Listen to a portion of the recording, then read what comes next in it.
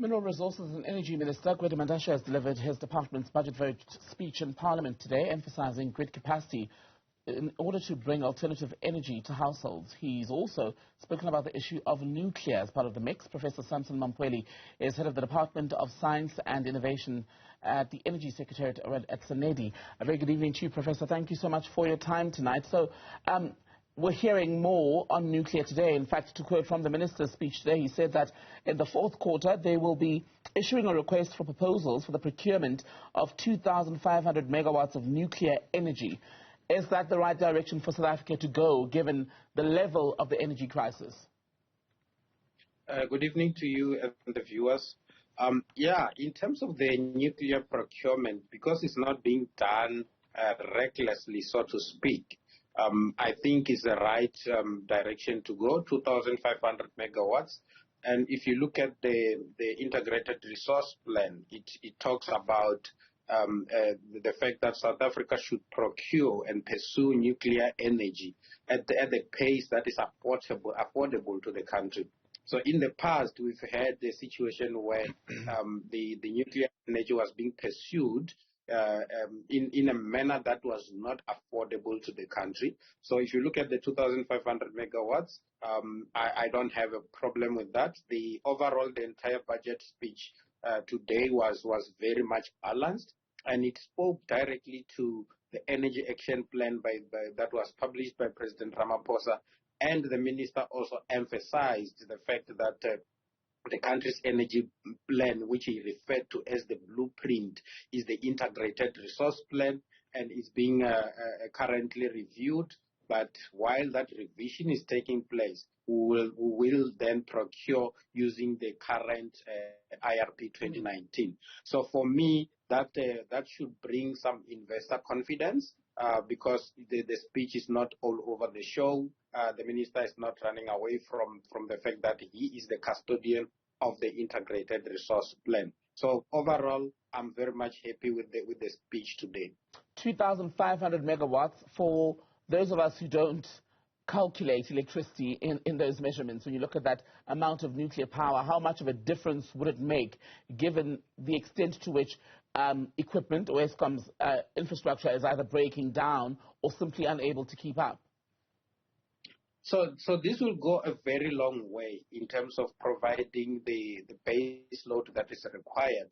And if you look generally, the Eskom needs between 4,000 and 5,000 megawatts, assuming that the current fleet, the current coal fleet will be operating at about 70% energy availability factor.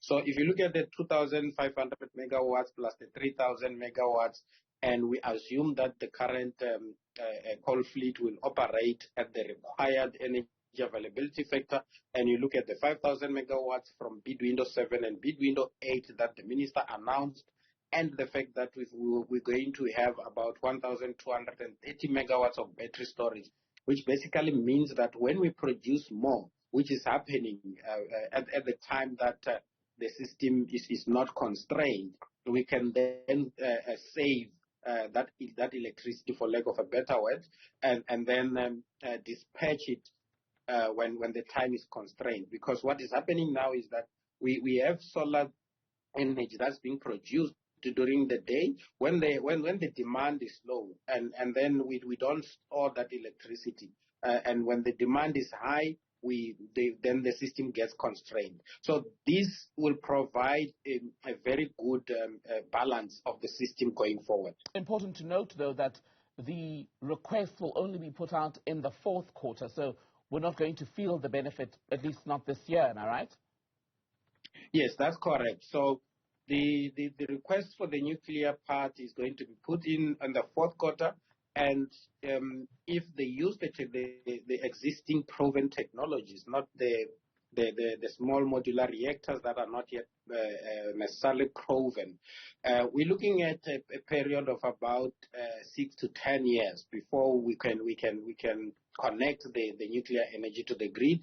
This speaks to or talks to the back to the energy action plan by the president, because you recall that the energy action plan has got short-term measures, mid-term measures, and long-term measures. So this is part of the long-term measures.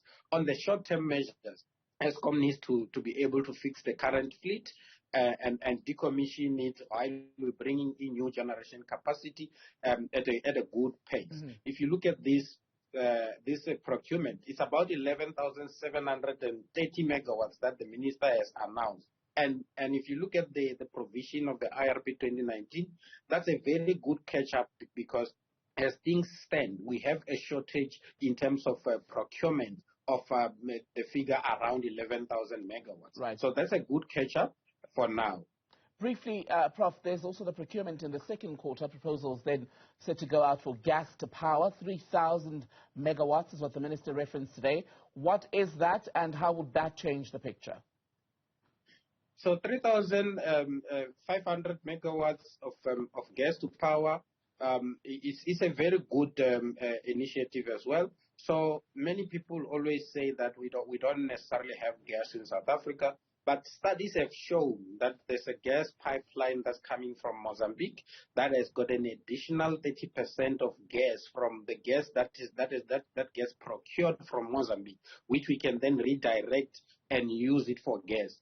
And the good thing about gas is that it is one stage below other fossil fuels when it comes to the emissions. So it helps us in terms of our emissions targets that are very, very high. We emitting quite high as things stand because most of the coal fleet does not have the necessary equipment to capture and use or to capture and get rid of the emissions coming from the power stations. So that's a very good initiative as well.